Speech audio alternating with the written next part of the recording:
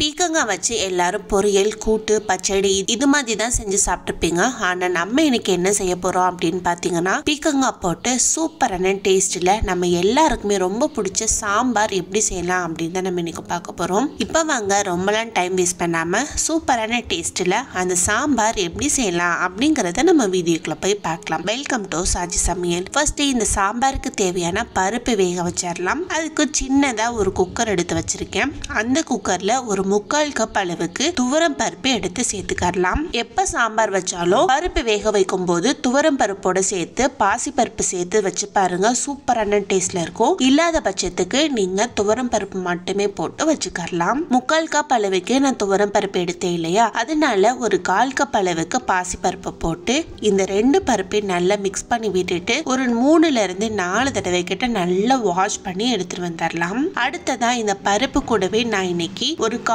Kilo அளவுக்கு பீக்கங்காய் எடுத்து அது மேல உள்ள தொலி எல்லாம் நல்லா சீவிட்டு இந்த ஷேப்ல கட் பண்ணி வச்சிருக்கேன். அதை இதுல சேர்த்துக்கோங்க. அடுத்ததா இது கூடவே 4 பல் பூண்டும், ஒரு 3 கிட்ட வரமிளகாய், அடுத்ததா ஒரு 1/2 ஸ்பூன் அளவுக்கு மஞ்சள் தூள், 1/2 ஸ்பூன் அளவுக்கு ஜீரகம், 4ல இருந்து 5 போல மிளகு, அடுத்து இந்த பருப்பு, காய் இதெல்லாம் வேகிறதுக்கு தேவையான அளவு தண்ணி, சும்மா அது மூழ்கிற அளவுக்கு ஊத்துங்க, போதுமான அளவுல இருக்கும். அடுத்ததா ஒரு கொத்த அளவு கிட்ட கருவேப்பிலை, இது எல்லாத்தையும் சேர்த்து நல்லா மிக்ஸ் பண்ணி விட்டுட்டு குக்கரை மூடி வச்சு ஹை ஃப்ளேம்ல வச்சு ஒரு விசிலும் லோ ஃப்ளேம்ல வச்சு ஒரு விசிலும் விடுங்க, கரெக்டா இருக்கும். அடுத்ததான் நம்ம சாம்பார் வைக்க ஸ்டார்ட் பண்ணிடலாம். அதுக்கு ஒரு குண்டு சட்டியை பார்த்து எடுத்து வச்சுக்கோங்க.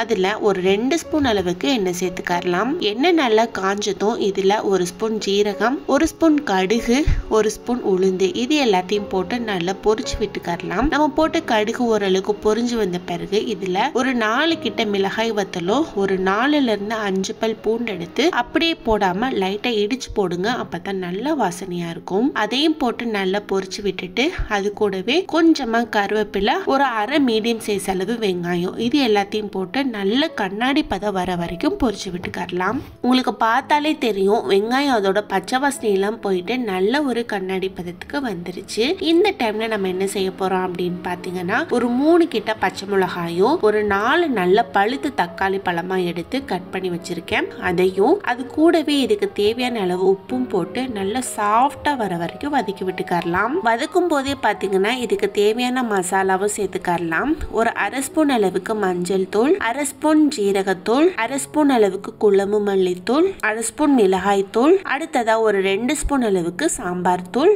அடுத்து சின்ன லெமன் சைஸ் அளவு புளி எடுத்து கரைச்சு வச்சிருக்கேன். அதே இதுல ஊத்தி இந்த மசாலா அந்த கிரேவி கூட நல்லா மிக்ஸ் ஆகுற மாதிரி கிளறி விட்டுக்கலாம். இப்ப பாருங்க சூப்பரா மிக்ஸ் ஆகி வந்துருச்சு. இந்த டைம்ல இதை மூடி வச்சு நல்ல மீடியம் ஃப்ளேம்ல வச்சு இதோட பச்சை வாசனை போற வரைக்கும் கொதிக்க விட்டுடலாம். அது கொதிச்சிட்டு இருக்கிற டைம்ல நம்ம வேக வச்ச பருப்பை ஓபன் பண்ணி பார்க்கலாம். பாருங்க பருப்பு சூப்பரா நல்ல சாஃப்டா மசிஞ்சு வந்துருச்சு. இந்த டைம்ல பாத்தீங்கன்னா இந்த பருப்பை எடுத்து நம்ம ரெடி பண்ணி வச்சிருக்கோம் இல்லையா மசாலா கிரேவி, அதுல எடுத்து இதுல ஊத்திடுங்க. இப்போ இந்த பருப்பு அந்த மசாலா இது எல்லாமே சேர்ந்து நல்லா மிக்ஸ் ஆகுற அளவுக்கு கிளறி விட்டுக்கோங்க.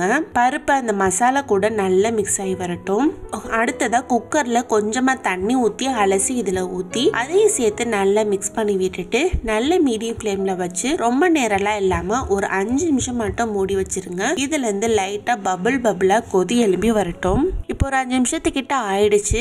ஓபன் பண்ணி பார்க்கலாம். பாருங்க சூப்பரான டேஸ்ட்ல பீக்கங்காய் சாம்பார் செம்மையா ரெடி ஆயிடுச்சு. சுட சுட சாதம் போட்டு கொஞ்சமா இந்த குழம்பு ஊத்தி அது கூட நெய் போட்டு பிசைஞ்சு சாப்பிட்டீங்கன்னா டேஸ்ட் சூப்பரா இருக்கும். கண்டிப்பா நீங்க ட்ரை பண்ணி பாருங்க. ட்ரை பண்ணி பார்த்துட்டு எப்படி இருந்தது அப்படிங்கறத கமெண்ட் பாக்ஸ்ல கமெண்ட் பண்ணுங்க.